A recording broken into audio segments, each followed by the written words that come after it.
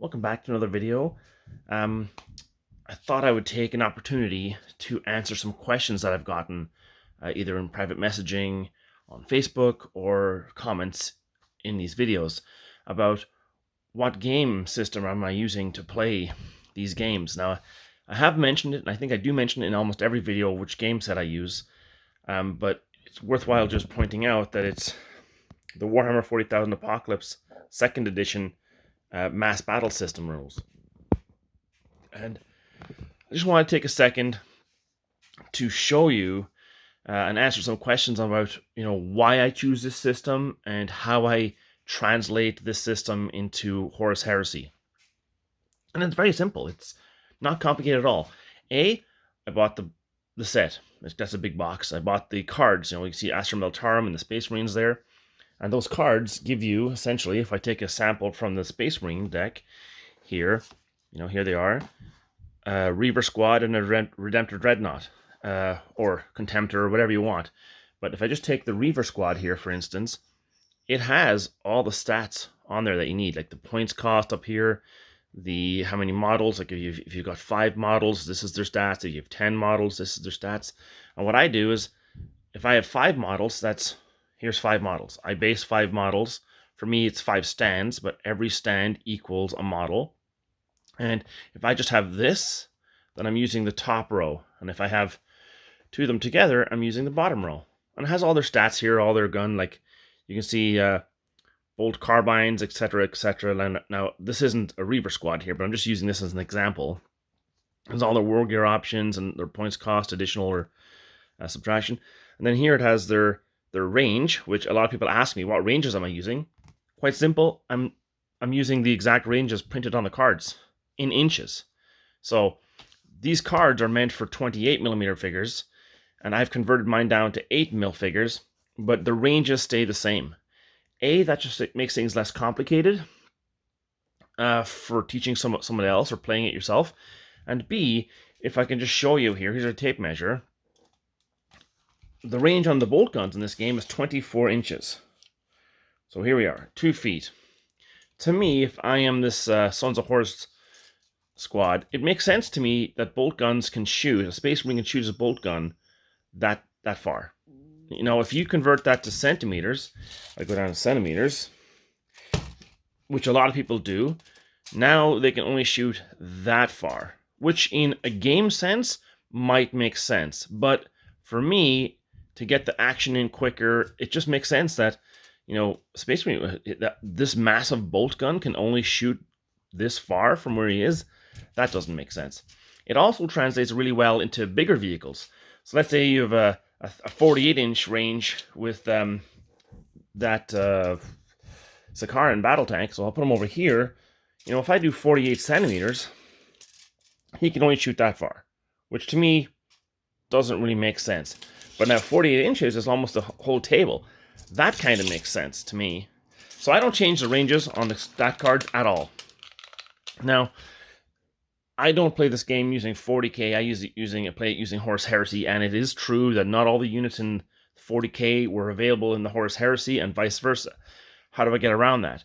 Well, these cards really help because let's say you get a tactical squad. There's really not much difference in a tactical squad from the Horus Heresy to 40k, so why bother making your own rule set? I just use a tactical squad from the official rules from 40k. Now, then you get into things like the Leviathan Dreadnought and the Legion, not the Legion Glaive, but the Falchion, all these like heavy weapons that you don't see in 40k. They're not available there. Well, for all those weapons, I go to the Facebook page for Epic Apocalypse, which is essentially 40,000 Apocalypse, but in epic scale. Now, epic scale is 6mm, but for me, it's 8mm, and there's a reason for that I'll tell you in a second. Now, I downloaded these stat cards, Weapons Rapier Battery. I downloaded them, I laminated them, and this gives me all the stat cards I need. Now, in this case, they use centimeters as their ranges, which is fine. But because I like to play in the inches, if it's 24 centimeters, it's 24 inches. Now, the equation may not be the same, may not equal out. You might be giving someone more range than they had. But in a big game like this and a big table, you want the game to go quickly. So to me, that's not a problem. It's a sacrifice I'm willing to make. It doesn't detract from the game at all. And if both sides are using the same rules, using the same system, which we are, everyone has an equal advantage or an equal disadvantage. It doesn't really change the game at all. It's not like you're playing in a tournament and he's using centimeters and you're using inches and it's like, what the hell is this? You can shoot twice as far as me. That's not the case. So it's not a big deal. So yeah, I just download these and I laminate them, and this has every unit that I want for the Horse Heresy, and the ones that I don't have in there, I use the official cards for. Now, for instance, I'm currently painting an Imperial Guard Force, or whatever they call it in the Horse Heresy, a Solar Auxilia Force. I'm currently using that. Well, there's tons of Leman Russ battle tanks and all those things, like a Macarius tank and all the elite Forge World models. Well, how do I get around the Forge World model issue? They're not printed in the Astra Militarum book, but they are printed on the GW website. Now here's me printing off all of the things. You can see here it's got all the stuff that's included in that box, plus all the stuff that they've converted from Forge World models. So what I'm trying to get at here is that you're not at a loss for the unit stats.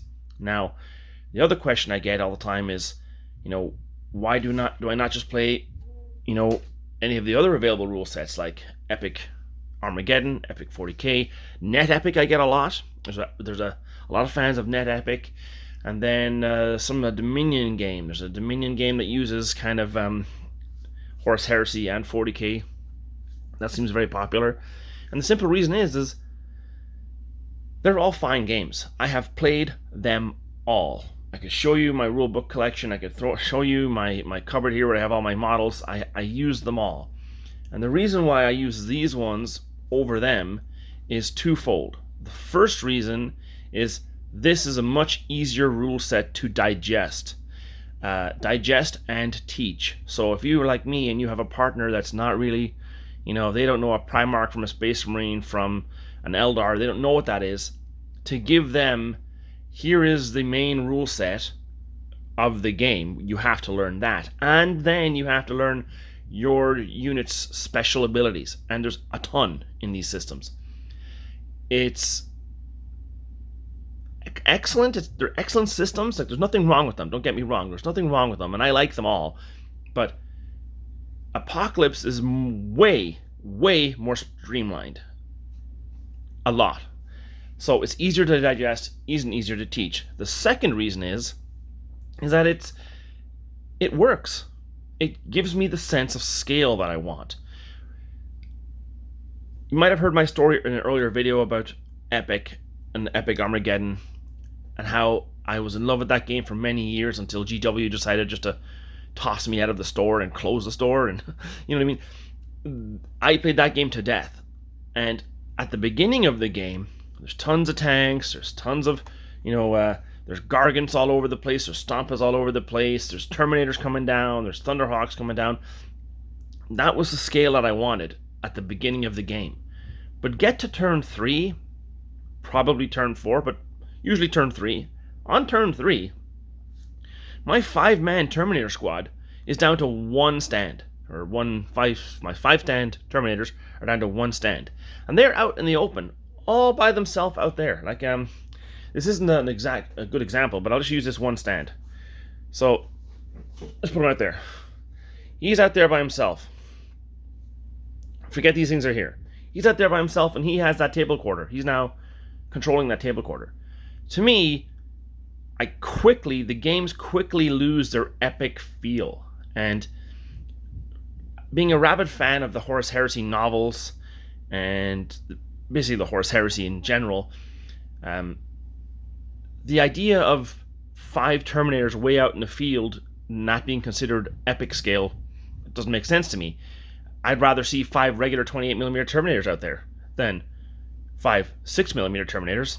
And when we're talking 6mm Terminators in old scale, we're talking, they're like 3 centimeters tall. They're not to scale. So I like this system because your figures are either all there, like they are here, or either all here, or they're all gone. So there's not like little remnants pettered all around, and that was something that really took me out of the game. Another thing that took me out of the game when it comes to scale is the sheer amount of competitiveness in the lists. There was like a rock, paper, scissors way of playing, and that's true for most games.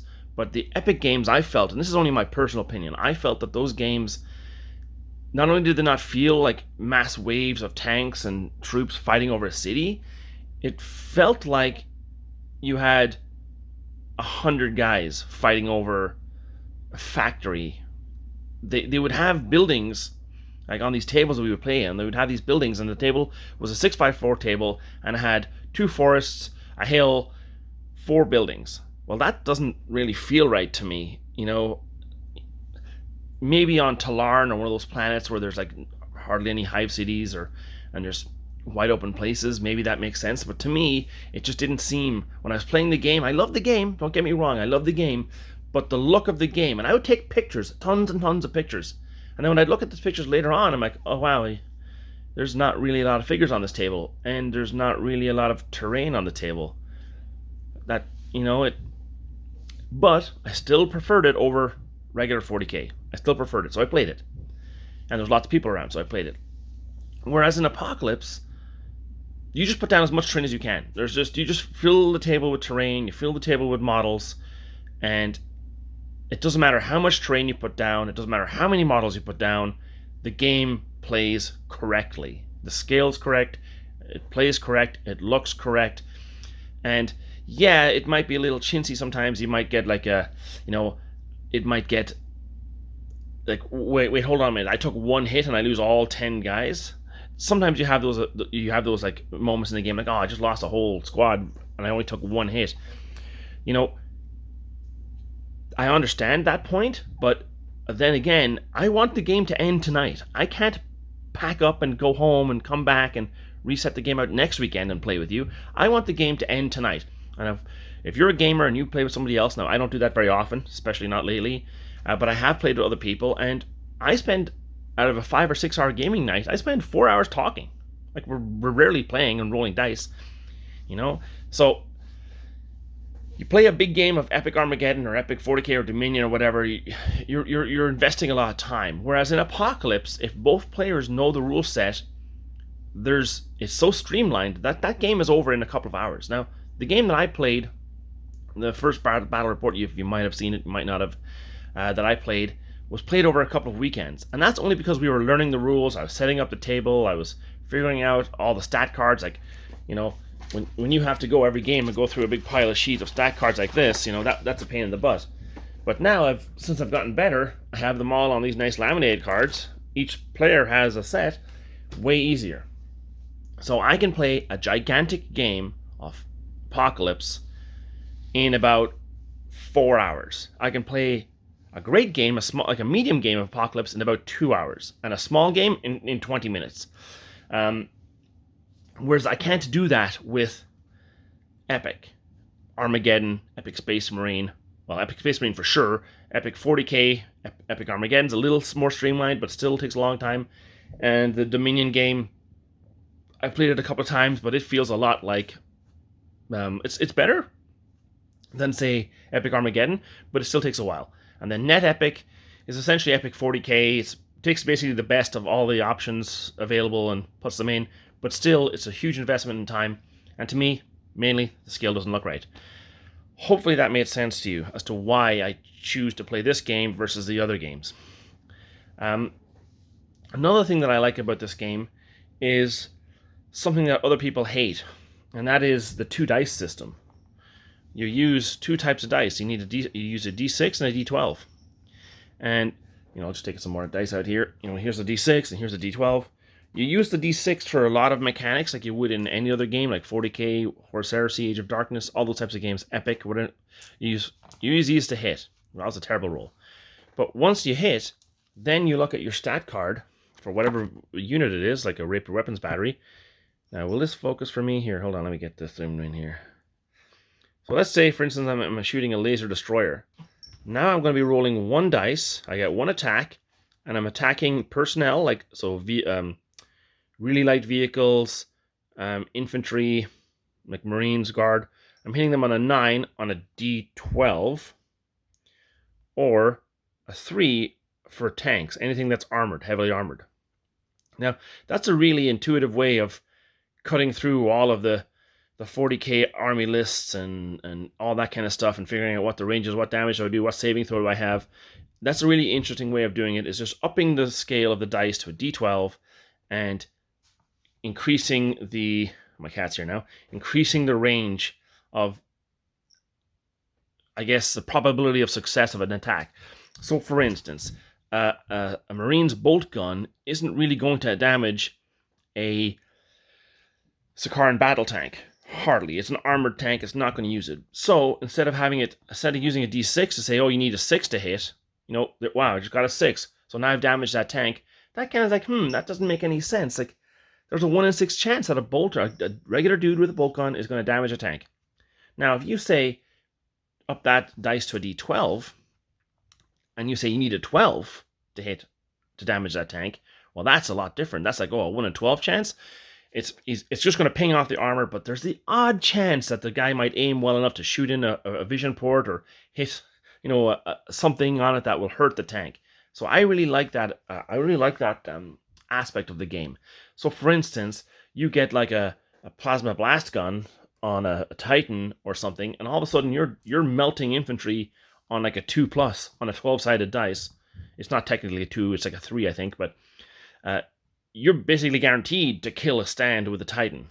And now if you're using the plasma blast gun, or sorry, the turbo laser destructor on a tank, you're going to damage that on a 3 or a 4, versus a bolt gun shooting a Titan. You're on a 12 or whatever it is. But if you're using D6, you either don't get to damage anything, or you're doing it on a 6, which we all know sometimes you can roll a 6 when you want to. Not me, per se, but most people can roll a 6 whenever, when the time gets tough, there's a 6 comes out of nowhere, usually. So it doesn't make sense that a tactical Marine can hurt a Warhound Titan, but there is always a chance. And when you use D12s, essentially, there's a greater range of possibilities of outcome, which I enjoy. So I enjoy switching dice. Some people don't. I only want to roll D6. Well, that's fine. That's up to you. Another thing I like about Apocalypse is the bases. For me, what I've done is I've made my stands. This is a 40 centimeter, and I'll just give you one here. This is the official Apocalypse movement trays. And they're not cheap, to be honest, but they're worthwhile for me. I have a lot of figures. Here you have room for 4 figures. In regular 40k Apocalypse, that's 5 guys. For me, it's still 5 guys, but what I have done, and I'll zoom in here again, is I have decided to make my stands, excuse me, 5 men per stand. Now, this doesn't mean that all of a sudden there's 25 guys on this base. No, there's still 5 bases, but each base of 5 equals 1 guy. And well, how do I get around the special weapons, the heavy weapons? Easy. If I want, for instance, here's an Imperial Fist. Here's an Imperial Fist autocannon. If I was playing regular 40k, that would be just 1 guy with an autocannon and 5 guys with bolters. Well, what I do here is I model 5 autocannons. So when I'm on the table, for instance, when I'm on the table, I see I've got 1, 2, 3 bolters, a sergeant, and you can see him by his, by his red plume there. I have 1, 2, 3 bolters, a sergeant, and a heavy weapon squad. And if I want to upgrade the squad, I do the same thing, but with, for instance, let's say the squad of 10 Marines would have 1 autocannon and 1 plasma gun. I measure 5 plasma guns. And you can see, you can tell on the table that you have those. One way that I figured out of how to tell on the table if a squad, because not all squads have a heavy weapon, or whatever, I'm just going to move the camera over here. What I do is the heavy weapon squads, you see the regular tacticals, they're in like a circle around the base. I'll get close up here because I'm not very good at this whole camera business. They're kind of like in a circle around the base. And that's on purpose. Because then when I get a heavy weapon, I put them more of in a line. So when I'm looking down on the table, I can see, okay, oh, there's a lion. What's that? Oh, he has an autocannon. And that's how I get around that. So, this might be a bit of a rambly video, and I kind of lost track of what I was doing there. But essentially, I just use the game as is. And I use the same tokens. Like, it's the same setup. You have the phase where you put down, like, oh, well, he's going to sit and he's going to do that. And, oh, he's going to do this, and they're going to do this. And then you take turns flipping over your thing and say, okay, well, it's my turn.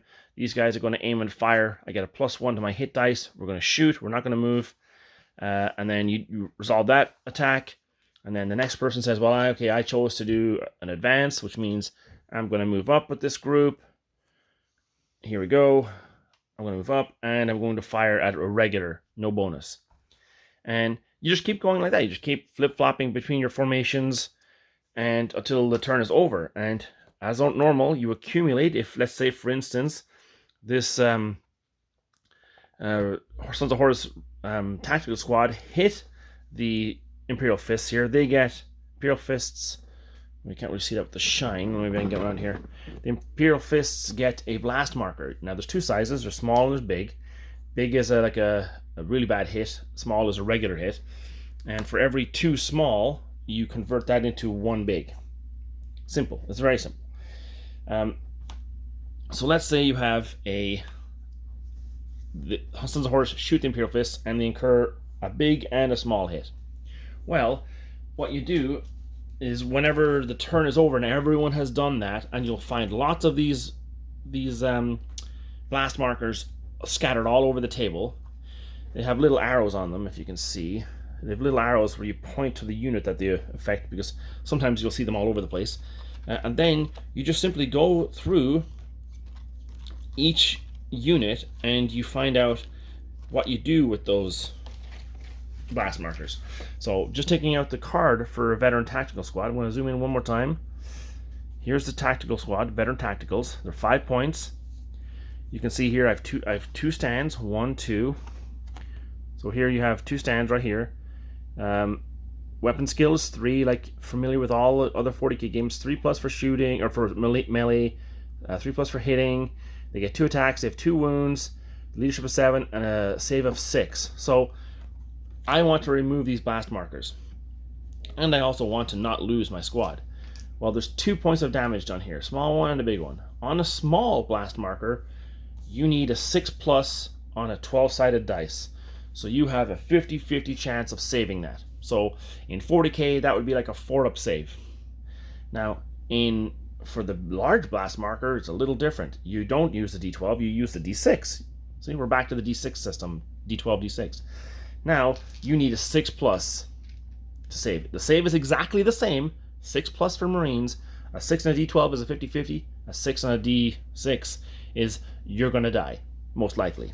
So, because I have 2 wounds, I have to roll both of these to see what I get. Well, the little one didn't save, and the big one did. So they saved the little one was saved, so that bounces off, and this one causes damage.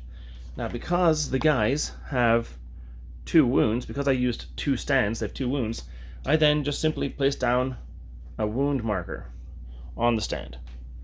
They've suffered 1 wound, and the next time they suffer a blast marker or don't save, they'll be destroyed. They only have 1 hit left essentially on them. They're also half strength, which does a little bit something, but I'm not going to do an in-depth thing on the rules. I'm just showing you how simple it is to figure out the game. Now, when you're done signing and saving all your damage and rolling your saving throws and etc., then you have to roll for your morale. Now, in Horus Heresy, there is no fear. Everyone has a leadership value, a morale value essentially, and on here it says leadership 7. So on here, I need to roll a d6, or is it a d12? Anyway, I need to roll a dice and add how many blast markers I took. So I took 2 blast markers. So I'm going to be rolling a d6 and adding 2 to the score. And I have to get a 6, or I have to get below a 7. So roll this, a 1. I rolled a 1, 2, 3. It's below 7. So they're fine. They don't take any adverse effects. Now, if I rolled a 6, that would be 6, 7, 8. That would be one higher than their value. In that case, these guys have had their best friend killed and now they're traumatized, and they essentially what they do is they incur another wound, and because they have 2 wounds, they're just removed. And the game has this really cool effect of areas opening up on the battlefield really easily. And now the Sons of Horus on their next turn, if they choose to advance again, here we go. If they choose, I'm going to zoom out again, sorry. If they choose to advance again, they now occupy that space and they're moving around. So there is that flow of movement in the game. It does have the attrition, a bit of attrition feel to it, but there is also this nice movement feel to it.